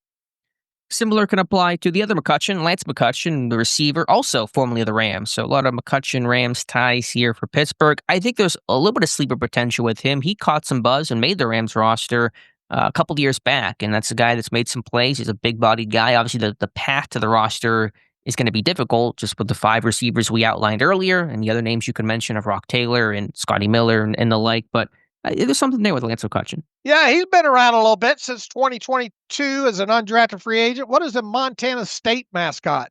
Ooh, the Bobcats? Oh, you can't ask trivia questions you don't know the answer to. No. Hold on, I'll look it up. The Bobcats. They are the Bobcats. All right. Rookie season on the Rams practice. No, on the 53-man roster in 2022 as an undrafted free agent with the Rams. Played in 10 games with the Rams that season. Started once that season. Total just 56 offensive snaps with the Rams. 110 more on special teams on his way to registering. No catches on 5 targets. However, he also logged 2 total tackles that season on special teams. Since his 2022 season, McCutcheon has been on the practice squad of the Texans, the Jets, and the Steelers. Had 92 total receptions in college, 1,643 yards, 12 touchdowns in 51 games over 4 seasons during his 2022 pre-draft process. 6'2", 1'8", 207 pounds. Let's see. Pro day 40-yard dash, 4.5 seconds. Nice vertical, nice broad jump. Shuttle time 4.25 seconds, which is impressive at its core, and a 3-cone time of 6.82 seconds, also impressive. Head of training camp getting underway. Seems poised to compete for a practice squad spot, though, as he probably not a legitimate candidate to make the 53-man roster. 2022 was the last time McCutcheon saw any time in an NFL game, and that's obviously not a great sign for him. I mean, you got 2 seasons there where he hasn't even seen any NFL playing time. The same goes for him still being without an NFL reception, despite playing in 10 NFL games to date. That's not great. Does have some special teams experience, doesn't appear to be a huge asset in that phase of the game, so he's going to have to change that narrative during training camp and the preseason. Can he compete for one of those gunner spots would be one of my first questions, and my gut tells me probably not. Needs to stay healthy throughout the summer because, as we've seen, the smallest little injury, some of these back-end guys could result in him losing a spot on the 90-man roster. I think at best he will put himself in a position to make the practice squad for the start of the regular season, and that's going to be a challenging goal for him to accomplish, if not an impossible one, I think. Really a fringe wide receiver guy here. It's a fair assessment, Dave, but I think the guys who have past experience making a 53 as a long shot, as he did early with the Rams, those guys intrigue me because they've shown they can do it before. And to make it for the Rams and for Sean McVay, I assume you're probably pretty smart, pretty with it overall. So 53 is going to be really tough. Obviously, does an injury open the door potentially for a guy like Lance McCutcheon? It could. But I think he'll make some plays and have a little buzz this summer. All right. Needs to stay healthy, obviously, and we need to probably see him show up a little bit on special teams and garner a few catches during the preseason. Kyler McMichael, the cornerback, next on this roster, signed to reserve future contract in January. That came after he closed out the last season on the team's roster after being signed late last July, and training camp got underway last year during the preseason. Michael played 50 snaps in 3 of those preseason games, with 34 of those coming on defense. In those 3 preseason games, he had 5 total tackles, 1 pass defense. He entered the NFL originally with the Buccaneers as an undrafted free agent in 2022 out of North Carolina. Since spent time on the Buffalo Bills, Arizona Cardinals, and Steelers rosters, McMichael has yet to see any action in NFL regular season games as of late. His college career started at Clemson in 2018, had 46 total tackles, 1 tackle for loss, and 1 interception in 33 games played in college, mainly used as an outside cornerback and occasionally on special teams. Pre-draft process, 6 foot 1'8", 201 pounds. 31-inch arms, though. I wonder if he is able to feed himself okay. Ran his pro day in 4.49 seconds, which is obviously impressive. Nice short shuttle, okay broad jump, vertical jump of 32 inches, 14 reps on the bench. Despite playing in all three preseason games for the Steelers last year, he still failed to make the team's practice squad at any point during the regular season. In fact, he's another guy that failed to be a member of any NFL practice squad, I believe, in 2024, and that's not a great sign for him. Overall, the Steelers, of course, have a very full cornerback room right now, especially on the heels of Ramsey coming in via the trade. This is a guy, McMichael, that should see some late action during the preseason games, much like in 2024. Assuming he stays on the roster, you're looking at best a practice squad guy, I think. It will help that he's been with the team the entire offseason program. As you said, signed midway through camp last year, trying to catch that moving train. It's so tough to do mentally just to get the playbook understood and then play to your ability. So having the whole offseason program should help.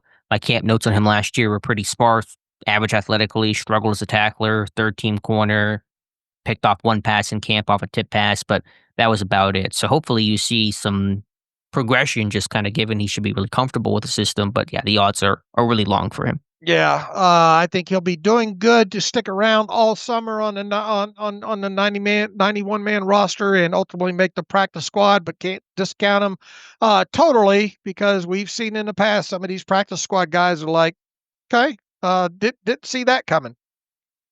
We do see DK Metcalf coming, though, and he was the big addition of the offseason, traded over that second-round pick. As we mentioned earlier, we talked about his stat projection. Not a whole lot more to really be said about DK Metcalf, but somebody that I think is really a perfect fit for the Arthur Smith system and will be viewed as playing the role of A.J. Brown, who Arthur Smith had in Tennessee to great success. Look, everybody listening to this podcast knows a lot about DK Metcalf, so we're not going to shed a lot of light overall here. I'll tell you this, when I dug down for his write-up here, getting some unique stats on him,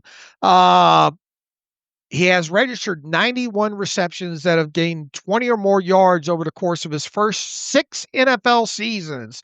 20 of those 91 came in 2024. So coming off of a nice explosive play reception season with Seattle. Now had some pretty decent compliments over there overall there. But to me, 20, if I told you right now he can only have 20 explosive receptions of 20 yards or more, and you have to take that or gamble and take what's behind door number 2.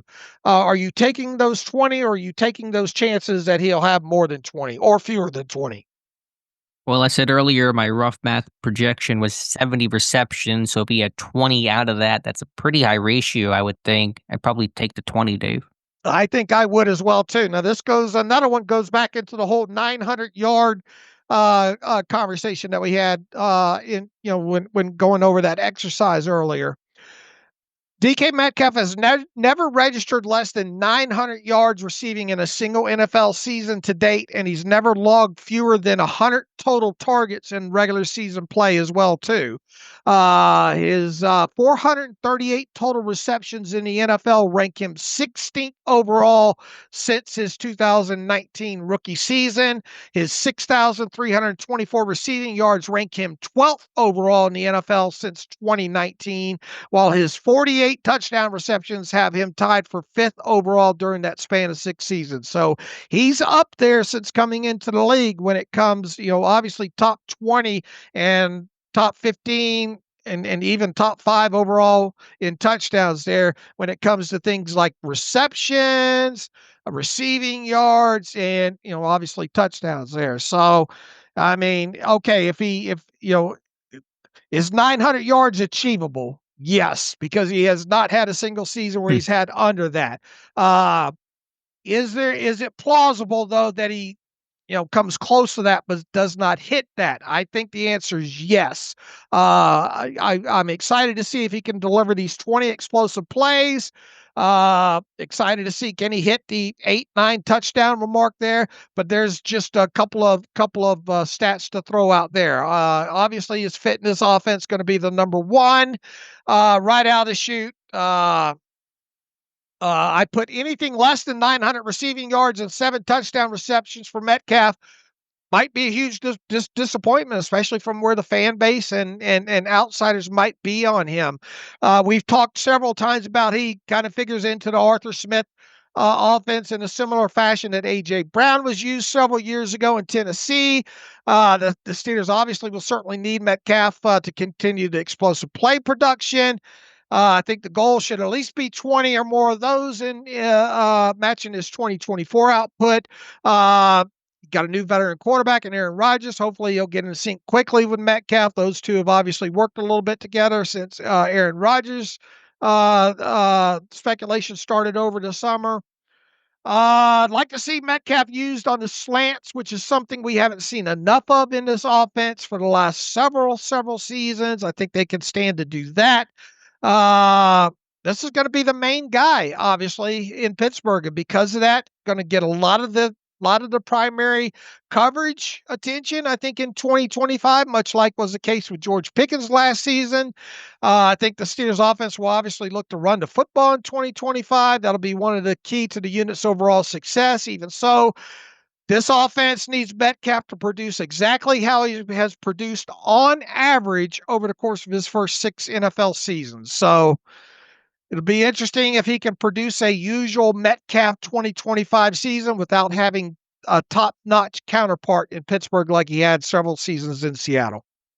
Assume he plays at least 16 games in 2025, Dave. What is more likely? Metcalf finishes the year with at least 1,100 receiving yards or under 900 receiving yards? Which is more likely? I'm going to go under the 900, man. Figured you would. I just can't see that happening. It's never happened before. You pay him, and also Aaron Rodgers, and I realized this in my film study of him back in March before he even signed with Pittsburgh. He gets his playmakers to football. I do understand Arthur Smith wants to spread the ball around.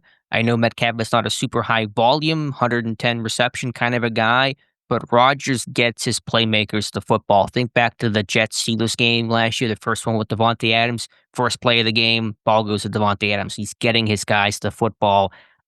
Unless there's an injury that causes him to miss multiple games, I cannot see DK Metcalf finish under 900 yards receiving.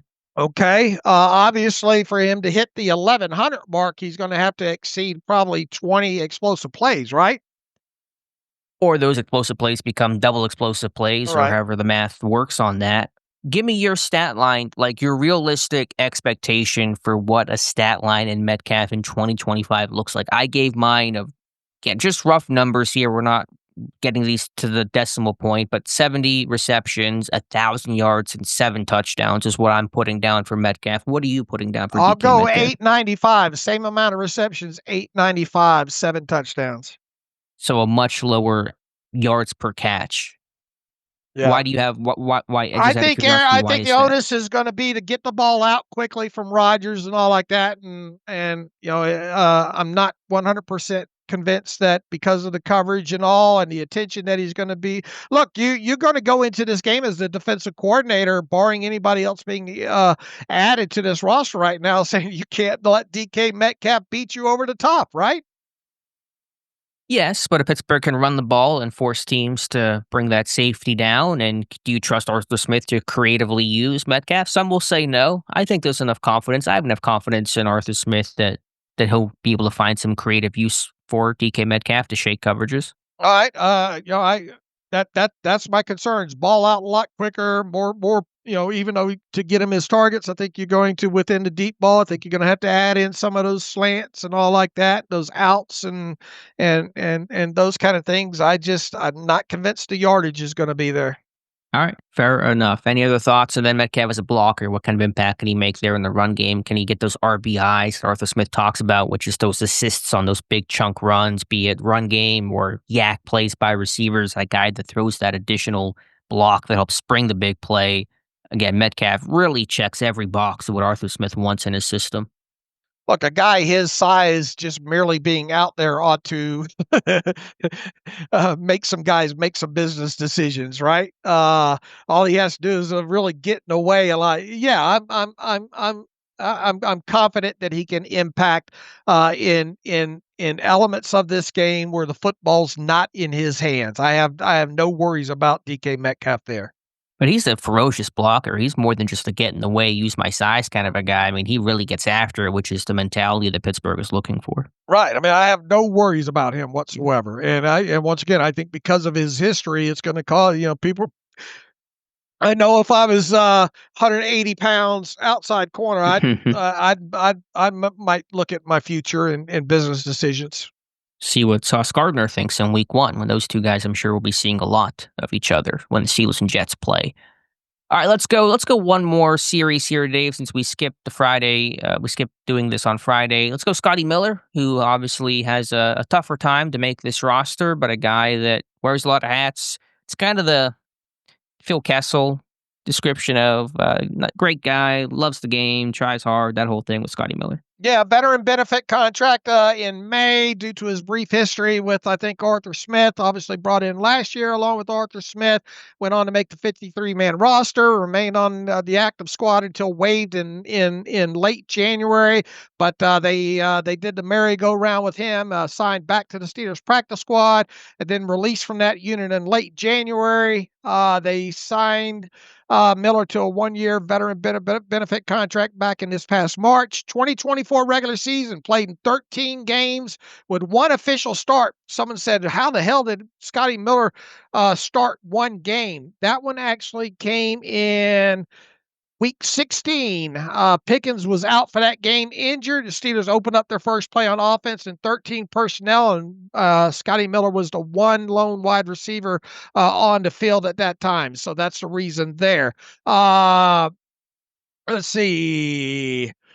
Inactive for 4 contests last year, logged 210 offensive snaps 2024 and 10 more on special teams on his way to registering just 5 receptions for 69 yards. 21 of those 69 yards came on one of his 5 catches. That was a key catch, if I remember, down the left-hand side as well, too. Can't remember if that was 3rd or 4th down or something like that. Most of his snaps in 2024 came with him lined up outside. He was, asked to hold on 1 field goal attempt in 2024 early in the season when Cameron Johnston went down. But that, as far as special teams stuff, 10 snaps last year on special teams. He's not going to have Danny Smith's eye at all, I don't think, when it comes to that. Look, strong link to Arthur Smith. No guarantee he'll make the 53-man roster this year. He's caught just 16 passes for 230 yards over the last 2 seasons, despite playing 477 offensive snaps. It's not great production based on playing time and routes ran. Extremely limited on special teams, and that'll be another strike against him. At most, I think you'll agree this team will keep 6 wide receivers at most. Realistically, that number will be 5. Can't get past the special teams value here. He might need a few injuries on that in that wide receiver room to avoid being cut. Now, assuming he doesn't ultimately make the 53-man roster, you could probably do worse for a practice squad candidate as one of those veteran unit members and all like that. I think there's no rubber stamp Arthur Smith pass this year. I don't think it's going to be tough for him to make the 53-man roster the way things sit right now. It will be, but I think coaches like him. I think he brings a lot of hearts and smarts to the team.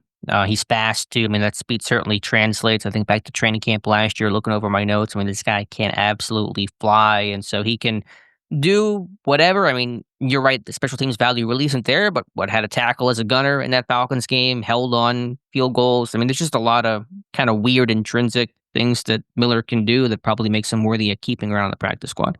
He's probably a realistic, he's a 54th, 55th, 56th guy, somewhere around in there. That's fair, but somebody that's worth keeping around. If an injury happens, he can plug a lot of holes. All right.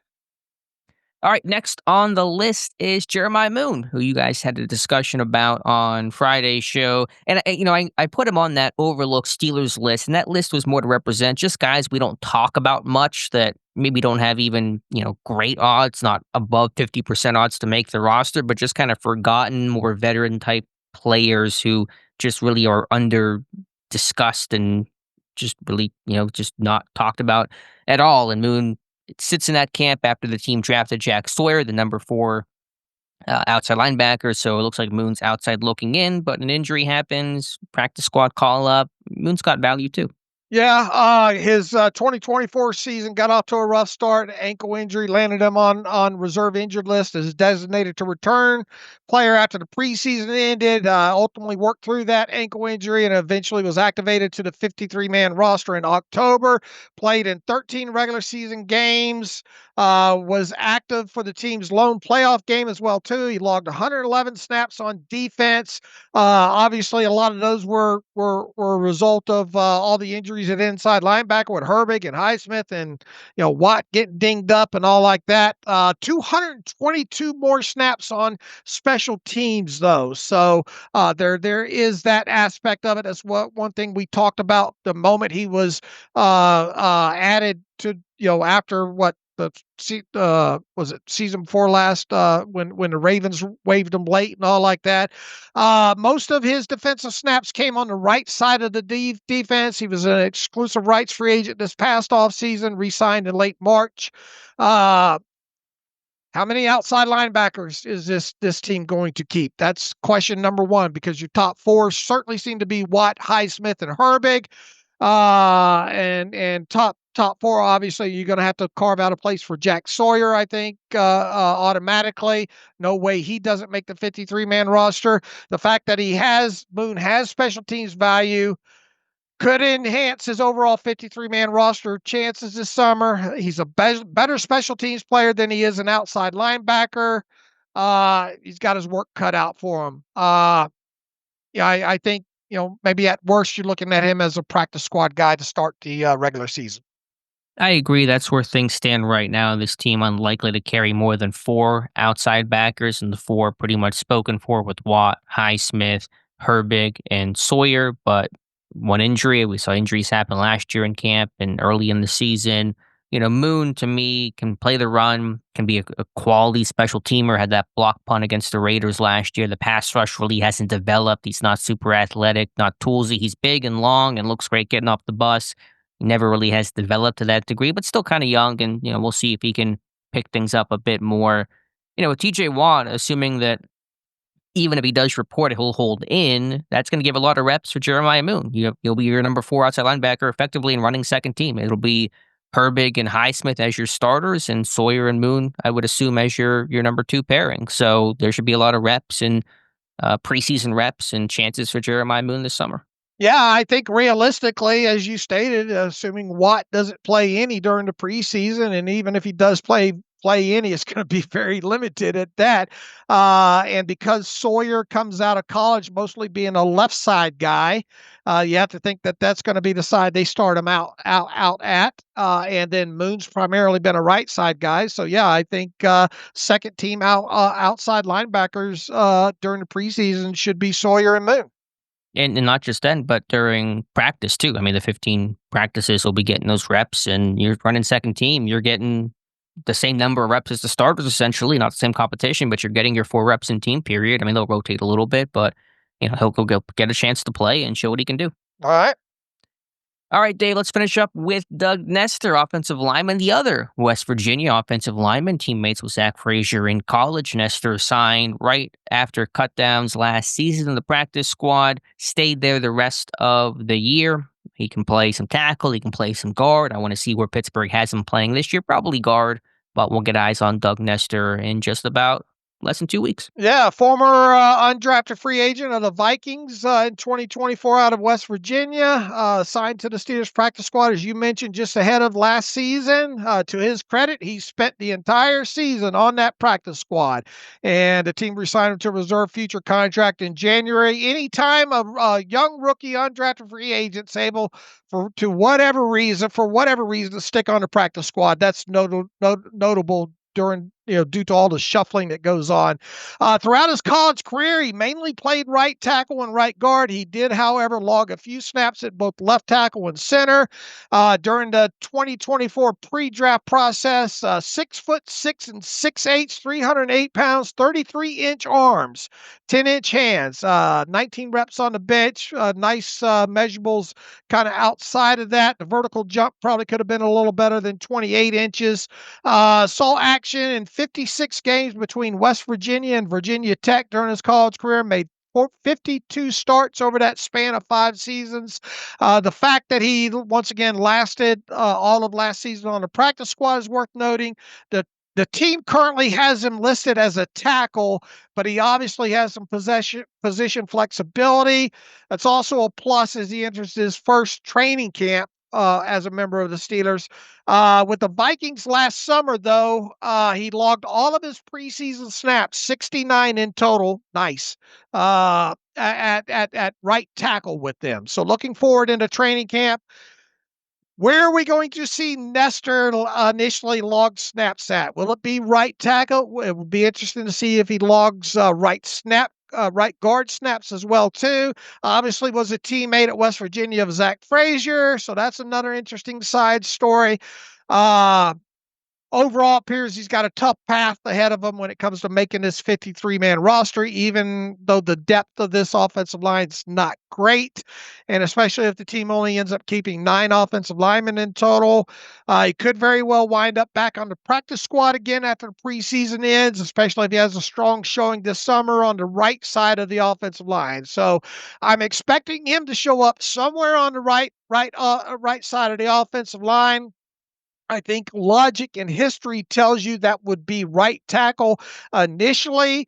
I'll be peppering you to see where was Nestor. Any right guard snaps, any left side snaps whatsoever, is primarily right tackle. I think that's the biggest somewhat mystery about him, is positionally what the Steelers think of him this summer. Agreed. He's flexible. He played right guard through his first couple years at WVU, then kicked out to tackle for his senior season, and then played right tackle in Minnesota in the preseason last year. And so we'll see where they have him now. I mean, I know we kind of mapped out the offensive line pairings a couple weeks ago.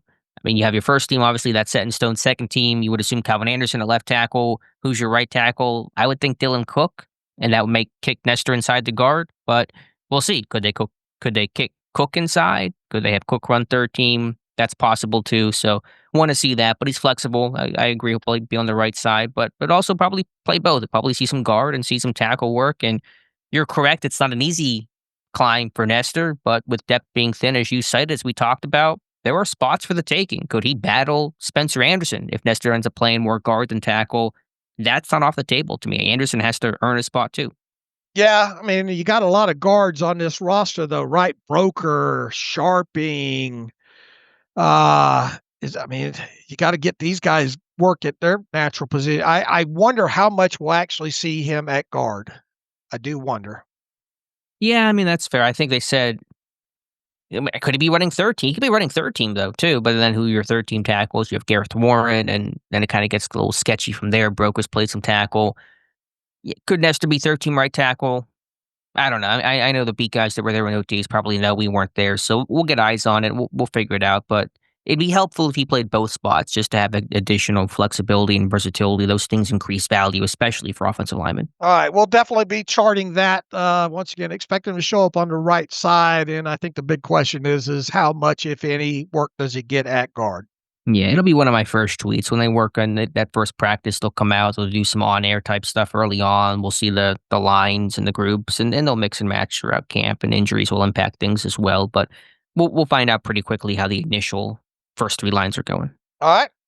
All right, Dave, that will wrap up our 90 and 34 today. We'll get after it again on Wednesday. That's all I have. Any other breaking news that's coming across, Dave? Seems to be pretty calm overall. Mm-hmm. Well, I think we got 3 email questions in here if you want to hit these to close things out. All right, let's go to some emails, close out today's show. Also, we have a live stream tonight, Dave, and our last live stream before training camp kicks off. That'll be at 7 p.m. Eastern time, and great way to get ready for the home run derby at 8 o'clock right after. All right. Nicholas Arnold writes in, roll for Corey Trice Jr. Love the show. Was wondering if either of you, if you either, there's a chance the team starts training camp up Corey Trice Jr. in the safety room. He says, I remember there was discussion of what position he played leading up to his first year. They seem to like him, but the cornerback room is awfully full currently, and the safety room is pretty light. What are the chances of Corey Trice Jr. starting off training camp as a safety, free safety? It's an interesting thought. He played some safety at Purdue, bouncing between there and cornerback. I mean, I think they still like him as a corner. They like those big and long corners who can get hands on and disrupt and bump some of those top receivers they face, especially in the AFC North, Jamar Chase, T. Higgins, etc. We saw Trice on Chase quite a bit in that second Bengals game last season. I don't think he's going to truly work at safety. Could there be some interesting sub-package wrinkles? There could. And my vision for Trice out of the gate is that in terms of his role, be a dime defender in 6 DB packages, your obvious pass moments. You'll have Trice out there. Can he maybe match up on tight ends like a strong safety would to take away a Mark Andrews or Mike Gesicki or something like that? Yeah, I think he could. And, they'll mix and match, and there's some versatility there with what Ramsey can offer, et cetera. So, we'll see. Safety is pretty thin right now. I do get the thought overall. Could there be some post-snap rotations where Trice plays safety? That's all possible too. But the important thing is he's healthy and he's able to just kind of get reps. I mean, that's kind of where it starts with him, a little more so than the position itself. But it's a fair thought, and we'll keep an eye on it for sure. Yeah, I don't, other than what you said and some dime and stuff like that, I just, I think it would be a negative sign if they pumped him straight into that safety room. But I think they still think that he's got some potential maybe as an outside corner and obviously a sub package defender as well too. So, all right, thanks for the email, Nicholas. Caleb Zaborski, I was curious about you guys personally. Do each of you remember your first write-up as a journalist and what made you decide to get into that business? Also, who has a better chance at reaching the Super Bowl, the Steelers or the Dolphins? First and foremost, Caleb, we are not journalists, and don't ever let any of the media members think that you think that we are journalists. We are bloggers, whether or not you consider that derogatory or not. I'm having fun with you, Caleb. And what made you decide to get into that business? Look, I started this back in 2008 and basically was wanting to learn, more about the online.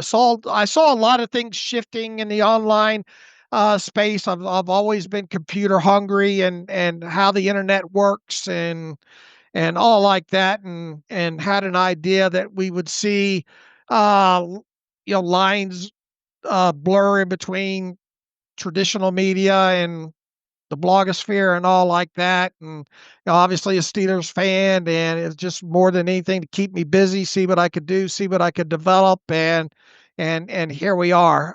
My high school English teacher, rest in peace, Mrs. Harvelchuk, would be rolling over in her grave, knowing that I went the path that I went and have written as much as even though it hasn't been great, but she would be floored that I do what I do now. So that's how I got where I'm at. Alex, you were obviously communications major? I was in college and thought I was going to go more the behind the scenes path, sports director, the guy in the truck that makes everything work, the Fred Gardellis of the world. And I mean, I grew up in the internet era, ESPN message boards, Steelers forums, the old Steelers Universe forum for anybody familiar with that, writing for some, random places. And they found me and came on board a long time ago. My first article was a film room on Jarvis Jones, his NFL debut, which I think was against the Giants, I want to say. And I outlasted Jarvis Jones. I can say that. There you go. You certainly did. Really good career. All right. Chris Warren. Oh, what about the second part of the question? Which from Caleb, better chance of reaching the Super Bowl, the Steelers or the Dolphins? I'll say the Steelers. I'll say the Steelers as well too. All right. Final one, Chris Warren. I've done a good deal of bitching over the years about the Steelers secondary. There's always seemed to be at least one glaring weak link in pass pro. Arthur Millette, Mark Barron, Antoine Blake, Artie Burns, etc. If Jalen Ramsey can lock down the slot corner position in the nickel situations, could it be for the first time in many years that we might just have a defense that cannot be easily out-schemed? He says, I love Minka, but the guy didn't add a whole lot of splash because he was rarely tested.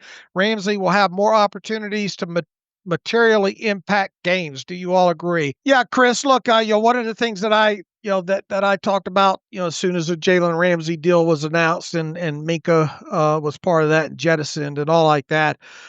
Just my overall excitement, I guess, of how maybe this will make the Steelers secondary a little bit more unpredictable overall, especially, had they stood pat and, Minka still in the defense, had that happen and all like that. I look forward to the figuring out as the season gets underway about how they're trying to use the secondary and the rotations and maybe how unpredictable that they actually are. And maybe if that will lead to situations of maybe a guy like Ramsey being tested a little bit more along those lines there. So, if as you state, Jalen Ramsey's able to lock down the corner position, could it be the first time in many years that we just have a defense that cannot be easily out schemed? I guess at its core, that's my hope. I do go back to, Jalen Ramsey's never had more than 4 interceptions in a single season. Can we see that get up to 5 or 6?